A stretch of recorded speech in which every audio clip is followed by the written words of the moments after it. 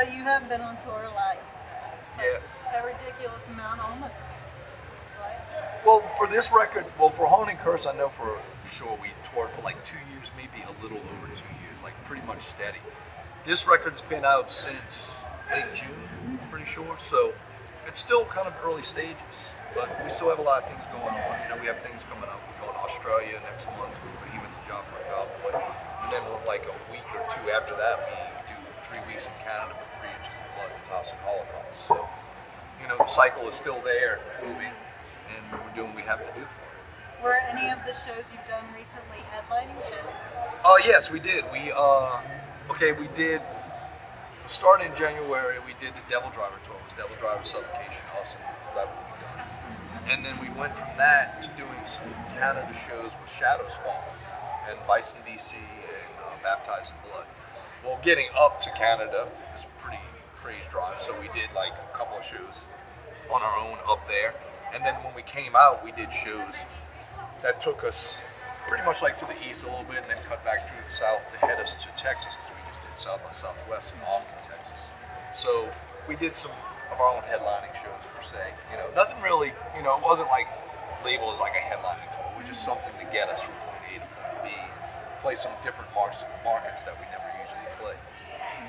Would you like to do a headlining tour in this cycle you're doing for? Yeah, definitely. We've been talking to some people about it. We've been talking to the guys in Misery Index about doing something. You know, something kind of small, but yet cost efficient, especially with people's budgets nowadays because of the whole financial crisis or whatever they keep talking about in the U.S. But you know, like bring a decent ticket, you know, and then have some like really hard-hitting bands, like maybe 3 to 4 really underground but hard-hitting upcoming bands that have kind of a grain in what's going on, you know. So like I said, like Goatwhore, Misery Index, maybe a few other ones, obscure, maybe upcoming new underground bands. So it's kind of being thrown around. We want to do it right. We want to kind of set it way ahead so we can promote it really well and everything is really good. Well, when you do take some time off, are you going to do anything with Swimming?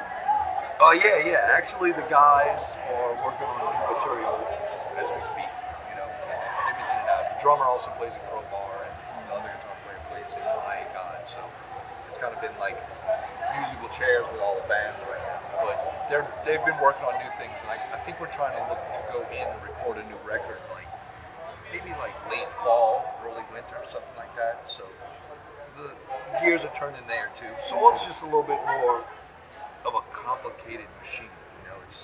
It's the way it writes and everything behind it is really complicated. Not in a bad way, but it's just there's so much shit going on with the way Solon does things that it's almost like it's a lengthy process. You know, it's not like this thing you just walk in and it's like boom, here's all the Solon grains. It's definitely a serious, deep ass process. Well, I know Housecore Records is releasing the earlier stuff before you were the singer pretty soon. But Yeah, do you think the singer Glenn Rambo, yeah. Do you think that you'll stay with Housecore for your new album? Well, no, I mean, basically, Soul and Green and Goatwhore actually are both on Metal Blade Records. And the next record that Solent does comes out on Metal Blade. I think something like Phil worked out a deal with Metal Blade to allow him to put out the older stuff. And I think a lot of the proceeds from the sales of that go towards Glenn's family or something. I think it's something like that. I could be mistaken on what I'm saying, but I thought somebody was talking about something like that.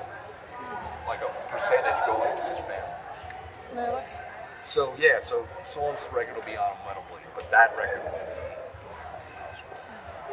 On Metal, is there anything else you'd like to say? Not much. I mean, we pretty much cover everything, you know. This is where I'm always stumped, the last question.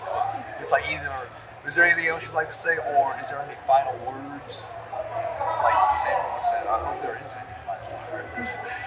But, you know, just, if you've never heard us, check us out. I mean, the internet nowadays, you can listen to any given band at any given time. If you want to download off the internet, be able to come to our show, buy a shirt or something, at least support the band. Even if it's not us, if it's some other band and you take something from the internet, at least come to the show, support them, help them out a little bit. You know, these bands work really hard to bring sick metal out there. So. It's a, Who dat? Of course. Who dat? I'm glad You know, it's funny though. Did an interview in Atlanta, Georgia. And we know how much the Falcons are huge rivals in the fucking World Series. Well, the guy interviewing was a Falcons fan, you know, and he brought up the Super Bowl thing. But basically, he lost a bet with his friend, so we got him to sing the Who Dat song on video.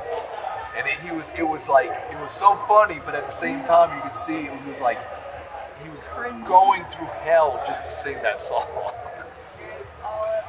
And what's that website? He's a good guy, huh? And what's that website that's on? Oh, what's his site? I think it's Skulls and Bones. We'll have to look that shit. Yeah. We'll tag it It's on. Metal Mark. Metal Mark, you busted again 2 times.